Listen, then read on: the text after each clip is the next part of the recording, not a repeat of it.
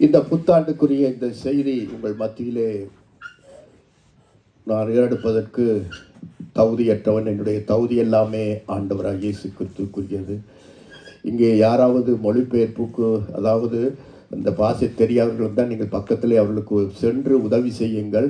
அப்படி யாராவது இருந்தால் உதவி செய்ய பாருங்கள். அவர்களும் எங்களோடு கூட சேர்ந்து போகட்டும். திரும்பி பாருங்கள், யாருக்கா தமிழ் எல்லாம் புரியக்கூடியதாக இருக்கிறதா அல்லது வேறு பாஷை பேசுகிறவர் வந்திருந்தால் தயவாய் அவர்களுக்கு அவுட்லைன்ஸை மட்டும் நீங்கள் சொல்லி விளங்கப்படுத்தினால் போதும். இந்த புத்தாண்டு உங்கள் மத்தியில் வருகிற செய்தியை நான் தயக்கத்தோடும் வணக்கத்தோடும் கூட நான் உங்கள் மத்தியிலே வைக்க விரும்புகிறேன். எனவே இந்த புதிய ஆண்டை நாங்கள் சந்தித்திருக்கிறோம். புதிய ஆண்டு வந்தாலே நமக்கு எல்லாருக்குமே ஒரு சந்தோஷம்தான். அப்படியல்லவா? வெடி போடுகிறார்கள், கொண்டாடுகிறார்கள், வாழ்த்துக்களை தெரிவிக்கிறார்கள். உலக மக்கள் செய்வது போல் நாமும் அதை செய்கிறோம். புத்தாண்டு வாழ்த்துக்கள் என்றெல்லாம் வாழ்த்தி எல்லாமே நாங்கள் செய்கிறோம். ஆனால் அதே மறுபக்கம் ஒன்று இருக்கு அன்பானவர்களே. ஒவ்வொரு நியூ இயர் புது வருஷம் வரும் பொழுதும் நம்முடைய உள்ளத்திலே, உங்கள் உள்ளத்திலே ஒரு பக்கம் பயம், ஒரு பக்கம் திகில், ஒரு பக்கம் கவலை, அது இல்லாமல் போகாது இருக்கிறது. காரணம், இந்த வருஷம் எப்படி முடிய போகுதோ, என் பிள்ளையினுடைய படிப்பு எப்படி முடிய போகுதோ, என் பிள்ளைகளுடைய மகனுடைய காரியம் எப்படி முடிக்க போகிறேனோ, அல்லது என்னுடைய தொழில் தொடர்ந்து போகுமா நிற்குமா, அல்லது நான் சுகாதாரத்தோடு வாழ்வேனா, அல்லது வியாதி ஏதாவது ஒன்று என்னை தொற்றிக்கொண்டு என்னை வாட்டி விடுமா, அல்லது ஏதாவது ஒரு மரணம் ஏற்படுமா. வயதாகிறது, ஆண்டு போகிறது, வயதாகிக்கொண்டே போகிறது. இப்படி அநேக அரசியல் மாற்றங்கள் ஏற்பட்டு கொண்டிருக்கிறது. அரசியல் மாற்றத்தினால ஏதாவது உலக யுத்தங்கள் தொடங்கிருமா? இன்றைக்கு பாருங்க, இவ்வளோ யுத்தம் கிட்ட வந்துட்டு, மிக மிக அண்மையில் வந்துட்டு. ஐரோப்பாவில் மிக யுத்தம் ஒன்று தொடங்குறதுக்கு அறிகுறி இருக்கின்ற அரசியல் விஞ்ஞானிகள் சொல்லுகிறார்கள், பொலிட்டிக்ஸ் சயின்ஸ் உள்ளவர்கள் சொல்லுகிறார்கள், ஐரோப்பாவில் ஒரு மிகப்பெரிய ஒரு யுத்தம் ஒன்று, கலகம் ஒன்று ஏற்பட போகுது என்று. அதுக்கு ஆயத்தமாய் கொண்டிருக்கிறார்கள். இது வேதத்தில் இருக்கிறது. சமாதானமாக இருக்க முடியாது. காலங்கள் செல்ல செல்ல குழப்பங்கள், சண்டைகள், இயற்கை அழிவு. லாஸ் ஏஞ்சல்ஸ் பார்த்தீர்களா? எவ்வளோ பெரிய பணக்கார நாடு, எவ்வளோ பெரிய ஆக்டர்ஸ் உள்ள நாடு, எவ்வளோ மில்லியன் கணக்கில் இருக்கிற மக்கள் சாம்பல போச்சு, சொத்து பத்தெல்லாம். இவ்வளோ கவலை. எங்கள் தேசத்துக்கு வந்து விடுமோ? எவ்வளோ வெள்ளப்பெருக்கு. பாகிஸ்தான் மற்றது பங்களாதேஷ் போன முறை நம்முடைய தேசத்திலும் வெள்ளம், மழைப்பெருக்கு, பயம். மழை வந்தாலே பயம். புதிய ஆண்டு சந்தோஷம்தான். ஆனால் இந்த ஆண்டு எப்படி போகுதோ, எப்படிப்பட்ட சவால்கள் இருக்கோ, அப்படி எல்லாற்று மனதிலும் பயம் இருக்கும். ஆனால் தேவனுடைய பிள்ளைகளாகிய நீங்கள் ஒன்றுக்குமே பயப்பட தேவை. இதைத்தான் இந்த வாக்கு சொல்லுகிறது. நீ பயப்படாத. பூமி நிலை மாறினாலும், பர்வதங்கள் நிலை பெயர்ந்தாலும், மலைகள் ஆடினாலும், பூமி அதிர்ந்தாலும் நாம் பயப்படும். யாக்கோபின் தேவன் நம்மோடு கூட இருக்கிறார். நீ மற்றவர்களை போல கலங்கி பதட்டக்கூடாது. உனக்கு கர்த்தர் ஏராளமான வாக்குத்தத்தங்களை கொடுத்து வச்சிருக்கிறார். நிறைய வசனங்கள் இருக்கு. நீ அதை பிடிச்சுக்கொள். பிடிச்ச ஆண்டவரை கேட்டால் நீங்க சொல்லியிருக்கிறீங்க, எனக்குத்தான். உண்மை நம்புறவர்களுக்குத்தான் இந்த வாக்குத்தத்தங்கள், உண்மை நம்பாதவர்களுக்கு அது இல்லை. எஸ், ஆண்டவர் செய்கிறார். உன் விசுவாசமே உன்னை ரட்சிக்கும், உன்னை காப்பாற்றும். அதான் ரட்சிக்கும். உன்னை காப்பாற்றி வழி நடத்துறது. Your faith will guide you and guard you and bless you. உன்னுடைய விசுவாசம் தான். அதனால கர்த்தர் அப்போ விசுவாசம் வேணும் என்ற கட்டை வார்த்தை வாசிக்க வேண்டும். என்ன சொல்லியிருக்கிறார் பாருங்கள். சங்கீதம் 37 1-9 இந்த வருஷத்துக்கான உங்களுக்குரிய வசனம் வார்த்தைகள். சங்கீதம் 37, Psalm 37 verse 1 until 9. பாருங்கள் என்ன செய்ய வேண்டும் பாருங்கள். சங்கீதம் 37 எல்லாரும் எடுத்துக்கொள்வோம். அவருடைய 1-9 வாசிக்கும் பொழுது அதை நான் வாசிக்கிறேன் பாருங்கள். பொல்லாதவர்களை குறித்து எரிச்சல் அடையாதே, நியாயக்கேடு செய்வர்கள் மேல் பொறாமை கொள்ளாதே. அவர்கள் புல்லை போல் சீக்கிரமாய் அறுப்புண்டு பசும்பூண்டை போல் வாடி போவார்கள். கர்த்தரை நம்பி நன்மை செய், தேசத்தில் குடியிருந்து சத்தியத்தை மேய்ந்துகொள். கர்த்தரிடத்தில் மனமகிழ்ச்சியாயிரு, அவர் உன் இதயத்தின் வேண்டுதல்களை உனக்கு அருள் செய்வார். உன் வழியை கர்த்தருக்கு ஒப்புவித்து அவர் மேல் நம்பிக்கையாயிரு, அவரே காரியத்தை வாய்க்க பண்ணுவார். உன் நீதியை வெளிச்சத்தைப் போலவும் உன் நியாயத்தை பட்ட பகலைப் போலவும் விளங்க பண்ணுவார். கர்த்தரை நோக்கி அமர்ந்து அவருக்கு காத்திரு. காரிய சித்தி உள்ளவன் மேலும் தீவினை செய்கிற மனுஷன் மேலும் எரிச்சலாகாதே. கோபத்தை நிகழ்ந்து உக்கிரத்தை விட்டுவிடு. பொல்லாப்பு செய்ய ஏதுவான எரிச்சல் உனக்கு வேண்டாம். பொல்லாதவர்கள் அறுப்புண்டு போவார்கள். கர்த்தருக்கு காத்திருக்கிறவர்களோ பூமியை சுதந்திரித்துக் கொள்வார்கள்.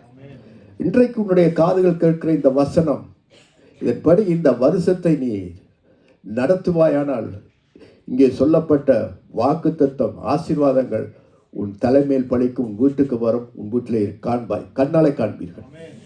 இதை நான் தெளிவாய் சொல்லுகிறேன். கர்த்தர் உண்மை உள்ளவர். பாருங்கள், முதலாவது சொல்லுகிறார் 3ஆம் வசனத்திலே என்ன சொல்லுகிறார்? கர்த்தரை நம்பி, கர்த்தரை நம்பு. யெகோவா தேவனை, கடவுளை, நம்முடைய ஆண்டவரை நம்பு. உறுதி நம்பல் என்று சொன்னா ஏதோ இன்றைக்கு ஞாயிற்றுக்கிழமை வந்து ஆண்டவரை நம்புறேன்னு சொல்லிவிட்டு வீட்டை போயிட்டு நம்பாத காரியங்கள் செய்யக்கூடாது, பேசக்கூடாது.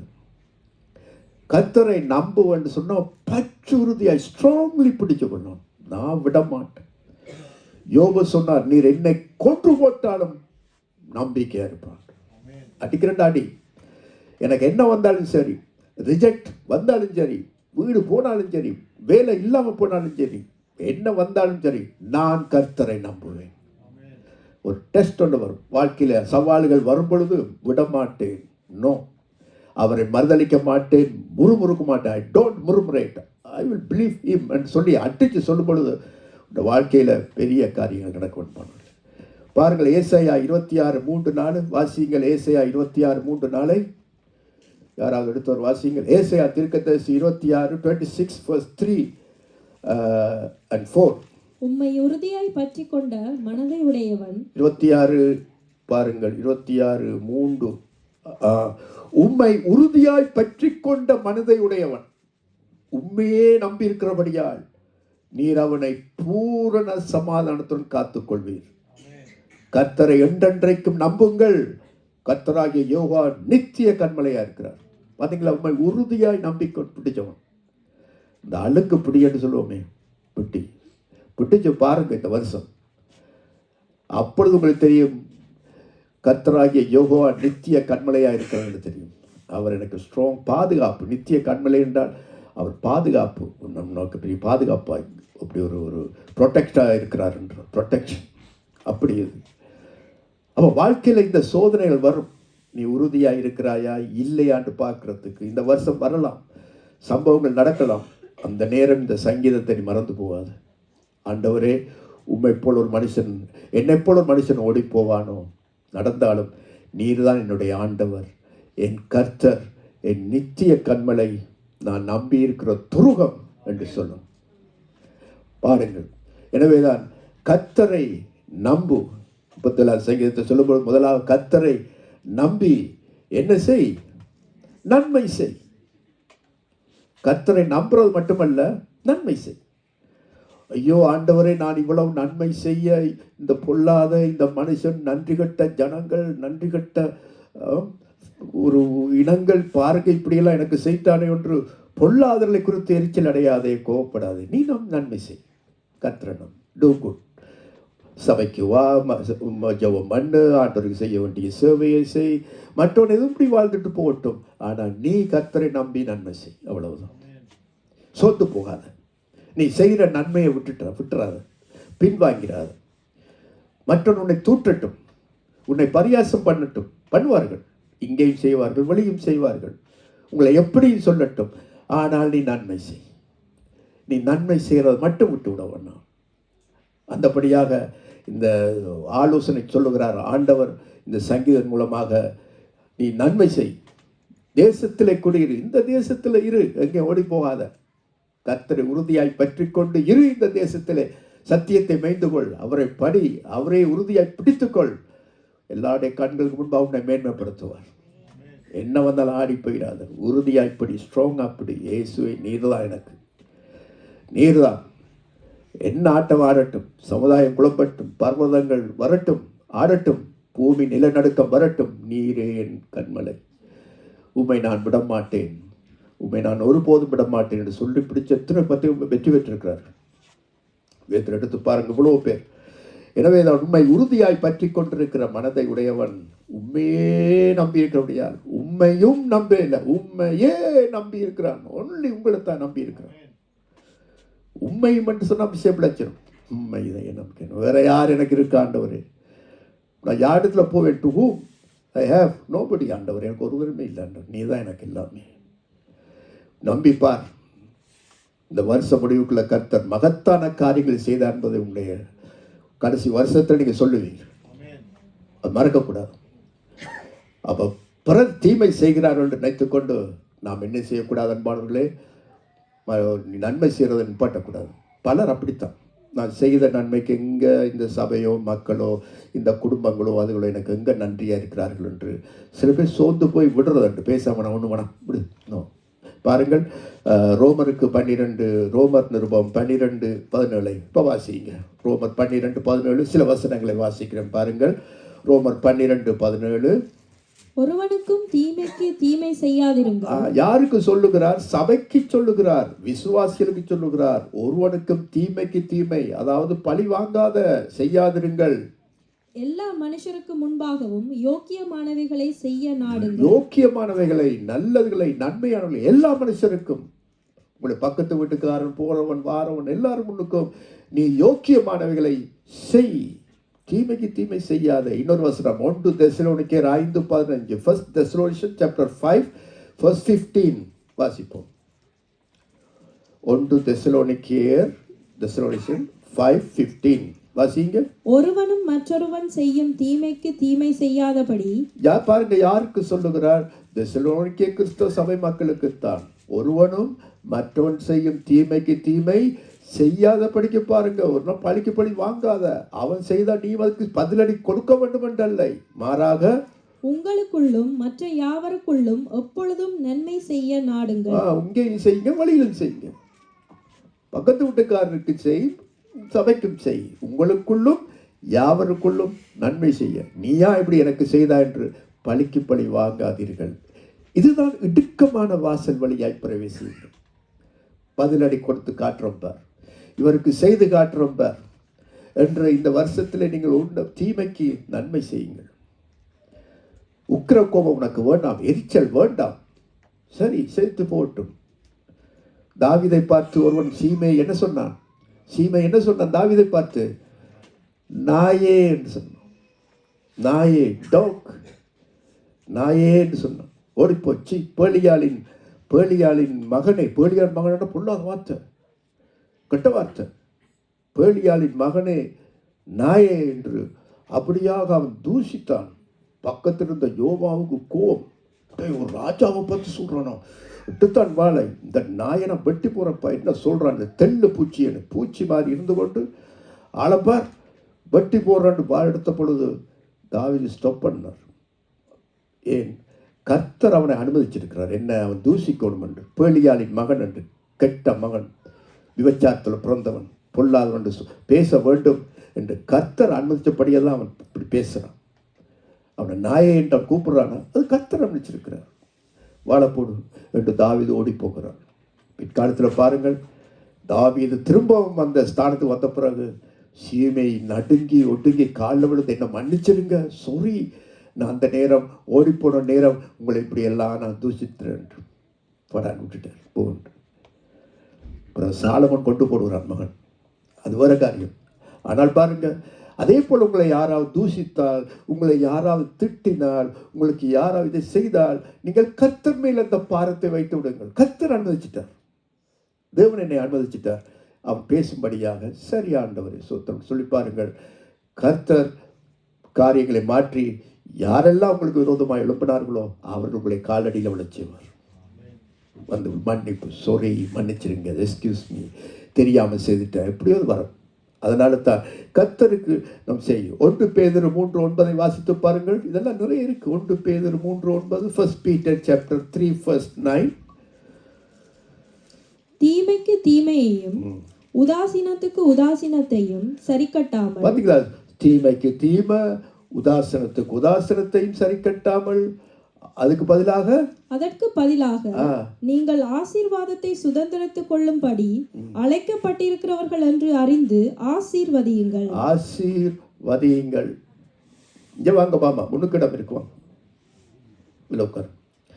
அதாவது தீமைக்கு தீமை, இந்த இருக்கு, தீமைக்கு தீமை, உதாசனத்துக்கு உதாசனத்தையும் நீங்கள் சரி கட்டாமல், பழிக்கு பழி, ரிவெஞ்ச் ஒன்று டோன்ட் டூ, அதுக்கு பதிலாக நீங்கள் ஆசீர்வாதத்தை சுதந்திரத்துக் கொள்ளும்படி அழைக்கப்பட்டவர்கள் என்று அறிந்து ஆசீர்வதிங்க. இதைத்தானே இயேசு சொன்னார், உங்களை சபிக்கிறவர்களை ஆசீர்வதிங்க. இயேசுடைய டீச்சிங், நீங்கள் உங்களை துன்பப்படுத்துறதுக்காக ஜெபம் பண்ணுங்க. இதுதான் இடுக்கமான வாசல், த narrow way gate. இடுக்கமான வாசல். விசாலமான வாசல் இருக்கு, அடி திருப்பி அடி, திட்டு திருப்பி திட்டு.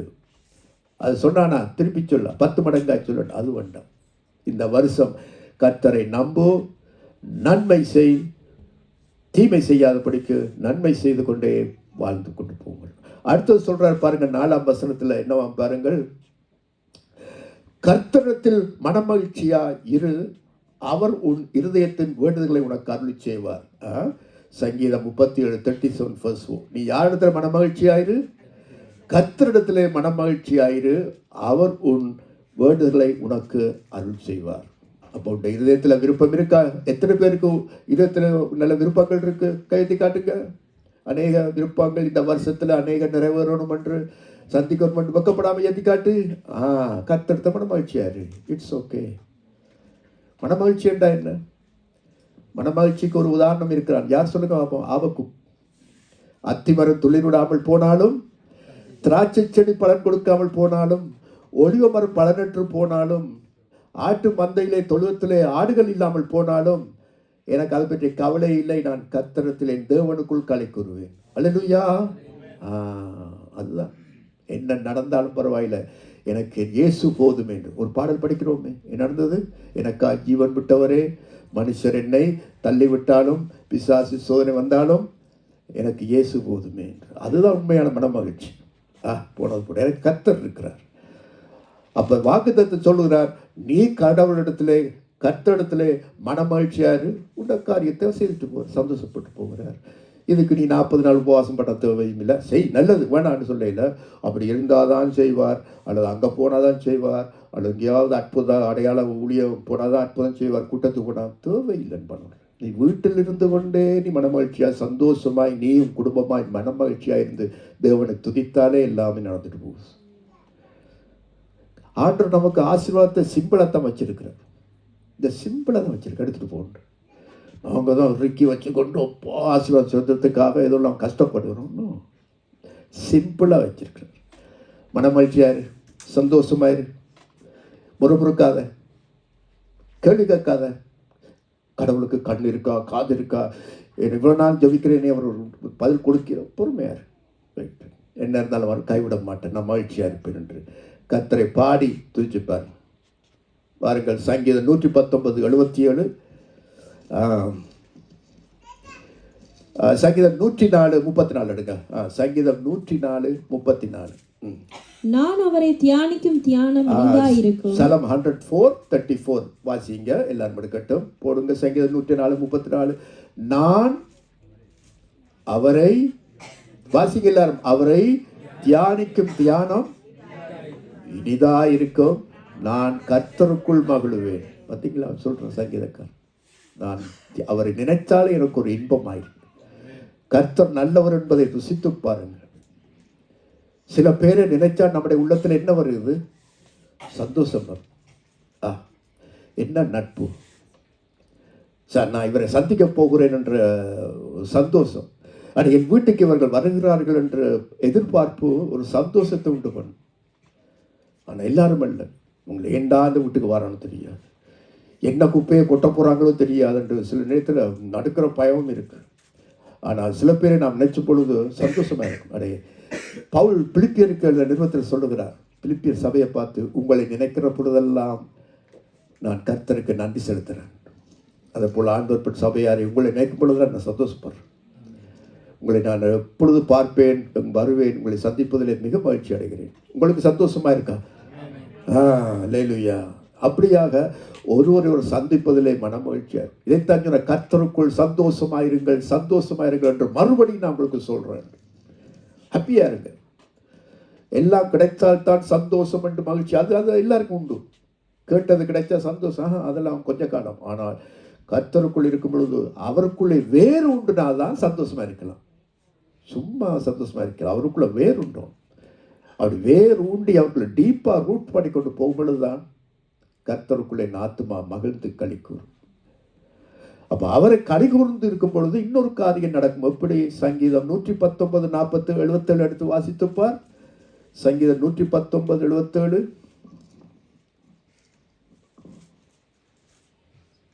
நான் பிழைத்திருக்கும் படிக்கு உமது இரக்கங்கள் எனக்கு கிடைப்பதாக, உம்முடைய வேதம் என் மனமகிழ்ச்சி. உம்முடைய வேதம் என் மனமகிழ்ச்சி.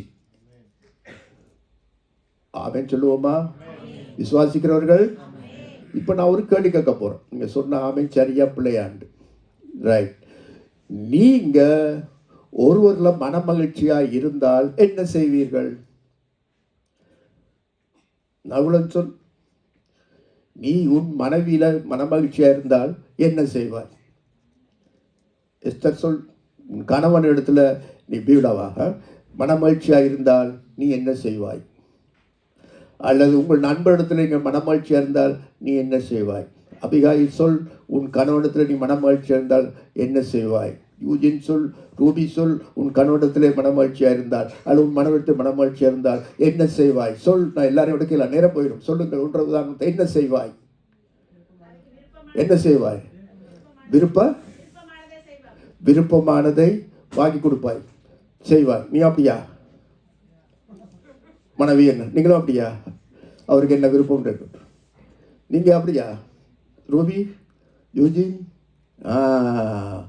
ஒருவர் விடுத்து நான் மனமகிழ்ச்சியா இருந்தால் அவருக்கு விருப்பமானதை வாங்கி கொடுப்பது உண்மையான மனமகிழ்ச்சி இல்லை.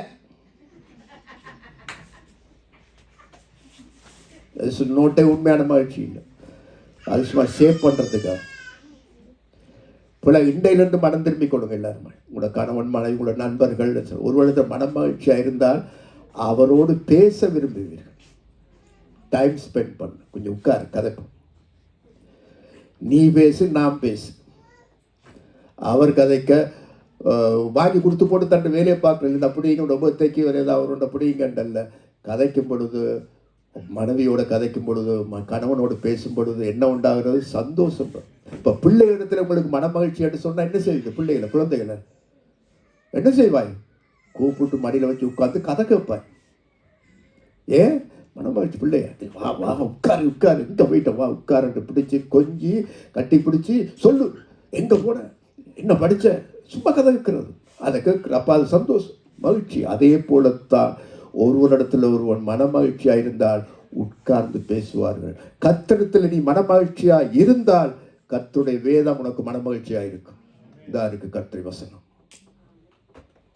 அவர் என்ன பேசி இருக்கிறார், என்ன பேசி கொண்டிருக்கிறார், என்ன சொல்லுகிறார். ஒன் சைட் லவ் அல்ல, ஒன் சைட் அல்ல, டூ சைட். அவரும் பேசும், நானும் பேசுவேன். அவருடைய சத்தம் எனக்கு இனிக்கும், அதே சமயம் அவருடைய இதுக்கு இணைக்கும். அவருடைய சத்தம் இணைக்கும், நானும் அவரோட பேசுவேன், அவருக்கு இணைக்கும். எனவேதான் கர்த்தர் எப்பொழுதும் எங்களுடைய மனமகிழ்ச்சியாக இருக்கிறார். உன்னில் எப்பொழுதும் அன்பாக இருக்கிறார். அவருடைய அன்புல மாற்றமே இல்லை. இயேசு கிறிஸ்து நேற்று முன்பு என்று மாறாதவராய்.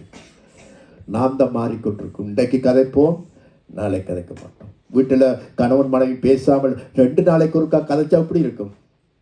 எப்படி இருக்கும்? வீடு வீடாக இருக்குமா? இல்லை, சந்தேகம் வந்துடும். வேற யாருடைய கதை கொடுக்குறார் போல இருக்கு. ஓஹோ, பெண்ணில் இன்ட்ரெஸ்ட் இல்லை, இப்போ இந்த பேச்செல்லாம் இருக்குதுன்றோன்னா வீடு வீடாக இருக்காது, ரகலையாக போயிடும். அப்போ உங்களுடைய வேதம் என் மனமகிழ்ச்சி என்றால் கர்த்தருடைய கட்டளை, வசனம், வார்த்தை எனக்கு மனமகிழ்ச்சியாக இருக்கும். உங்களை எத்தனை பேர் வேதம் வாசிக்கும்? சென்ற வருஷம் பைபிள் வாசிச்சிருக்கிறீங்க ஒழுங்க? எத்தனை பேர் ஒழுங்கான வாசனை பிள்ளை தொடர்ந்து வாசிங்க. டெய்லி ஒப்புன்னு கொஞ்சம் கொஞ்சமாக வாசித்து அவர் என்ன சொல்லியிருக்கிறான்னு பாருங்க. இந்த ரெண்டுக்குமே தொடர்பு இருக்கு. 177 வசனத்தை போடுங்க பிள்ளை.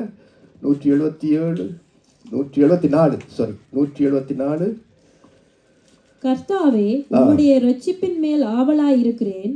உம்முடைய வேதம் என் மனமகிழ்ச்சி. உம்முடைய வேதம் மனமகிழ்ச்சி. பார்த்தீங்களா? அப்படின்னா கர்த்தாவே நீரும் தான் எனக்கு மனமகிழ்ச்சி. உம்முடைய சட்டம், உம்முடைய வசனம், உம்முடைய வார்த்தை, உம்முடைய ஆலோசனை எனக்கு மனம் மகிழ்ச்சி. நினைத்தாலே இனிக்கும்.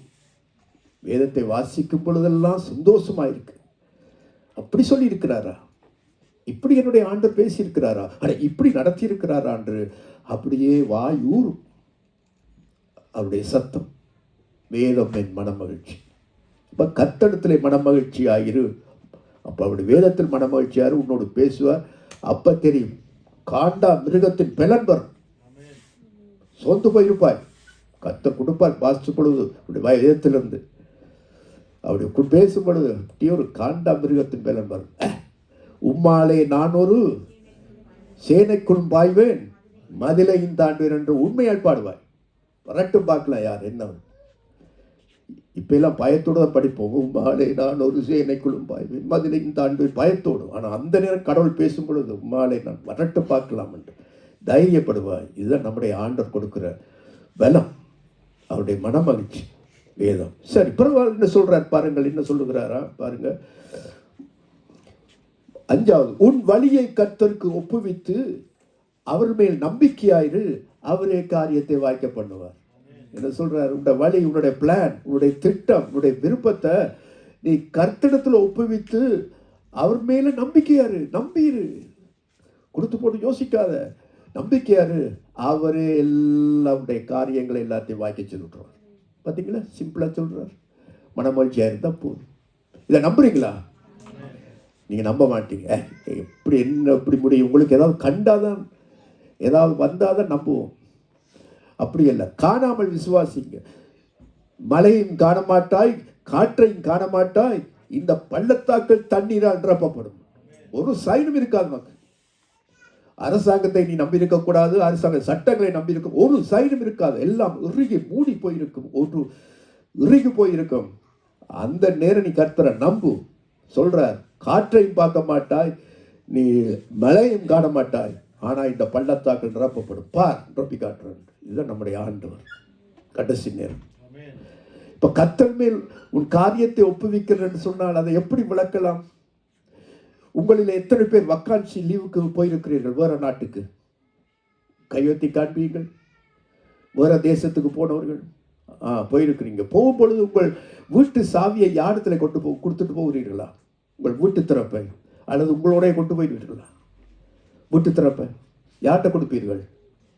மேரி பிள்ளைகள்கிட்ட கொடுக்கிறீர்கள். சில பேர் யார்கிட்ட கொடுக்கிறார்கள்? நண்பர்கிட்ட கொடுத்துட்டு போற ஃப்ரெண்ட். எல்லாரையும் நீ நம்பி கொடுத்துக்கிறீங்களோ? இல்லை, இவர்கிட்ட கொடுத்துட்டு போ.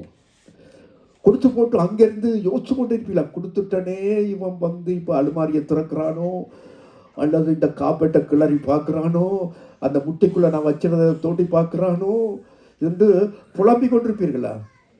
இல்லை. திறப்பை கொடுத்துட்டு சந்தோஷம் போயிட்டு, ஏன்னா கொடுத்தால் நல்லா, ஒன்றும் துரோகம் செய்ய மாட்டார். கவனமாக வீட்டை பார்த்து கொள்வார். மீனுக்கு இருந்தால் மீனுக்கு சாப்பிட்ட போடுவார்.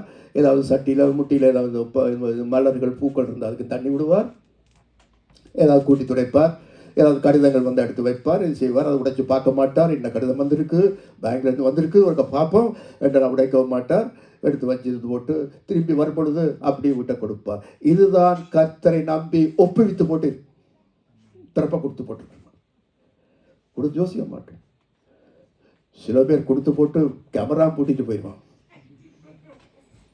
மேலே வந்து போறானான்னு பார்க்கறதுக்கு. அதுவும் தேவையில்லை. உண்மையான ஒப்புவித்தல் என்று சொன்னால் அவர்கிட்ட கொடுத்துட்டு சரி, அது நம்பிக்கை, அது அவர்கிட்ட நம்பிக்கையான மனுஷன், துரோகம் செய்ய மாட்டார். வரும்பொழுது அப்படியே வீடு இருக்கும், பால் தருவார். இதுதான் உன் காரியத்தை கர்த்தருக்கு ஒப்புவித்து போட்டு அவர் மீது நம்பிக்கை இருந்து விளையப்பார். அவர் காரியத்தை வாய்க்க பண்ணுவார். அல்லேலூயா. நீ ஜஸ்ட் சிம்பிளாக ஆசீர்வாதத்தை பெற்றுக்கொள்ள, சிம்பிளாக ஆசீர்வாதத்தை பெற்றுக்கொள். ஆண்டவரே, நான் உண்மை நம்பி என்ற பிள்ளையோட வாழ்க்கையை நான் ஒப்பு கொடுக்குற நம்பி இருக்கிறேன். அவளுக்கு ஒரு நல்ல புருஷன், நல்ல ஒரு பிள்ளை, மனைவி, ஒரு என்ற வேலை, காரியம் என்ற வழக்கு விசாரணை கொடுத்து கொண்டு நம்பிக்கையாக இருந்து சந்தோஷமாக இருப்போம். விஷயம் முடிஞ்சது, கற்று பார்த்து கொள்வார். இதை விட்டுட்டு முறுமுறுப்பு, சண்டை, சச்சரவு, கேள்வி பதில், அடி அடிடா தீமை செய்தாலும் கோவிச்சு அதில் ஒன்றும் செய்ய வேண்டாம். ஜஸ்ட் உன்ற வாழ்க்கையை இந்த வருஷத்தில் கொண்டு போ. கர்த்தர் பின்னுக்கு திரும்பி பார்ப்பாய். கர்த்தரை தேடுவர்களுக்கோ ஒரு நன்மையும் குறைவுபடாது. நன்மையின் கிருபையும் என்னை தொடர்ந்து. அப்படிதான் எங்கள் பக்தர்கள் எடுத்திருக்கிறார்கள். அடுத்து சொல்கிறார் பாருங்கள், என்னவோ பாருங்கள். அவர் சொல்லும் பொழுது பாருங்கள், ஒரு கர்த்தரை நோக்கி அமர்ந்து அவருக்கு காத்திரு, காரிய சித்தியின் மேலும் தீவினைகள் செய்கிற மனுஷன் மேலும் எரிச்சலாகாதே, கோபத்தை நெகிழ்ந்து உக்கிரத்தை விட்டுவிடு, பொல்லாப்பு செய்ய ஏதுவான எரிச்சல் உனக்கு வேண்டாம், நீ உன்னை வெகுண்டு எழும்பாத. அப்படியா, என்னை பற்றியா சொல்லிட்டான், விட்டு வார்ந்து வெகுண்டு உக்கிரத்தை நெகிழ்ந்து விடு, பேசாம இரு. கர்த்தருக்கு காத்திரு, காத்திருன்னு சொன்ன அவருக்கு உனக்கு அமைதலாயிரு, ரெஸ்ட் ஆயிரு, பேசாம இரு. கர்த்தரு காத்திருக்கணும், அமைதலாயிரு, ரெஸ்ட் ஆயிரு. அப்போ கர்த்தரு காத்திருந்து அமைதலாயிருந்து ஸ்டீவனை செய்கிறவன் ஏதாவது காரிய ஸ்திதி யாராவது வந்தால் அவங்க மீது எந்தவித கோபம் கொண்டு உக்கிரம் கொண்டு எழும்பான், வெகு உண்டு எழும்பாமல் செய்து காட்டுறப்பார், எட்டு காரம் விட்டு அப்படி ஒன்று வேணும். பொறுமையாக இந்த வருஷத்தில் கர்த்தருக்கு உங்களுடைய பேச்சு, உங்களுடைய திட்டம், உங்களுடைய பணம், உங்களுடைய தாளந்து, உங்களுடைய ஊழியம் எல்லாம் ஆண்டத்தில் ஒப்பு கொடுத்து பேசாம காரியத்தை வாழ்க்கையை நடத்துங்க. எல்லாமே கர்த்தர் வாய்க்க செய்து விட்டுருவார். சங்கீதம் 10:14 எடுத்து வாசிப்போம். சங்கீதம் 10:14. அதை பார்த்திருக்கிறீர்களே, உபத்திரவத்தையும் குரோதத்தையும் கவனித்திருக்கிறீரே. பார்த்தீங்களா, சொல்றார் சங்கீதக்காரன், நீர் எல்லாத்தையும் பார்த்திருக்கிறீரே, என்னுடைய உபத்திரவத்தையும் எனக்கு வந்த குரோதத்தை கவனித்திருக்கிறீரே. நீர் பதிலளிப்பீர், நீர் ஆன்சர் பண்ணுவீர், பதிலளிப்பீர். ஏழையானவன் தன்னை உமக்கு ஒப்புவிக்கிறான், ஏழையானவன் ஆண்டவரை உமக்கு ஒப்புவிக்கிறான். திக்கற்ற பிள்ளைகளுக்கு சகாயர் நீரே, திக்கற்ற பிள்ளைகளுக்கு உதவி செய்கிறோம் நீரே, சகாயர் என்ற ஹெல்ப்பர் நீரே என்று. பார்த்தீங்க, எல்லாத்தையும் பார்த்துருக்கிறீங்க. என்ற உபத்திரம், எனக்கு வந்த குரோதம், ஏமாற்றம், பொறாம, செய்த அண்டர் கிரவுண்டு வேலைகள், இதெல்லாம் நீர் கவனித்திருக்கிறீரே. ஆனால் நீர் பதில் அளிப்பீர் ஆண்டவரை, நான் காத்திருப்பேன் உமக்கா, நான் ஒன்றும் செய்ய மாட்டேன். ஏழையானவன் நான், ஏழை என்ற ஒன்றுமே இல்லை ஆண்டவரே. எனக்கு படைப்பளவும் இல்லை, பணப்பளவும் இல்லை, இந்த அரசாங்கத்தில் எனக்கு பெரிய நாட்டில் எனக்கு ஒரு மிகப்பெரிய பேரும் இல்லை, ஒன்றும் இல்லை. நான் சாதாரண ஒரு மனிதன், உம்மை ஒப்புவிக்கிறேன். நீர் திக்கட்டலுக்கு சகாயர் ஆண்டவரே, எனக்கு நீர் தான் உதவி, நீர் தான் எனக்கு ஹெல்ப்பர், நீ பேச ஆண்டவரே. கதை உண்டு. பார்த்தீர்கள் எப்படி அருமை ரட்சகர் நம்முடைய ஆண்டவர் இருக்கிறார். பார்த்தியா, நாங்கள் எல்லாத்துக்கும் தடி எடுக்கிறோம், அதன் வேலை எல்லாத்துக்கும் நாங்கள் ரிவெஞ்ச் பாயிடுறது, எல்லாத்துக்கும் பதிலடி கொடுத்து ஓடுறபடியால் தான் ஆண்டவர் கிரியை செய்கிறார். இல்லை சார், நீங்கள் பார்த்துக்கொள்ளணும். முடியாத நேரத்தில் வாழ்ந்து விடுறார். வேண்டாம், இந்த வருஷம் நாங்கள் அப்படி இருக்க வாழ வேண்டாம்.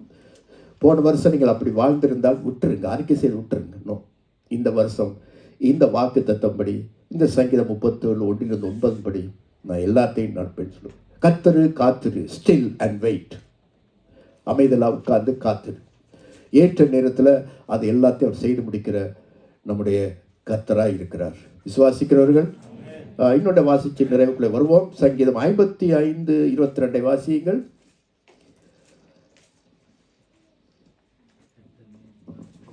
கர்த்தர் மேல் உன் பாரத்தை வைத்துவிடு.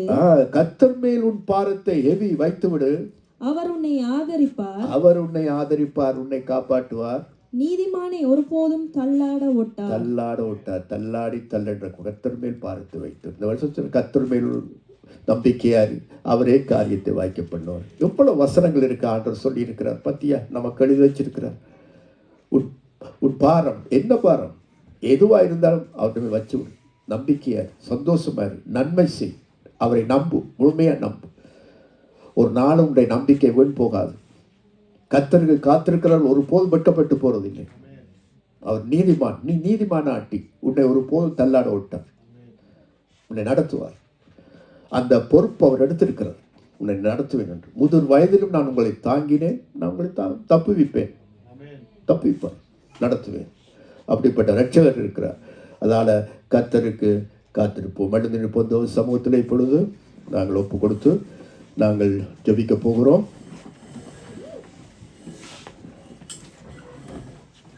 என் அன்பு பிள்ளைகளே, இந்த வருஷத்தில் உனக்கு கர்த்தர் அருமையான வார்த்தைகளை உன் மத்தியிலே வைக்கிறார், பேசுகிறார். இதை நீ நம்பினால் உன் வாழ்க்கையிலே இவற்றை எல்லாம் நீ அனுபவிப்பாய்.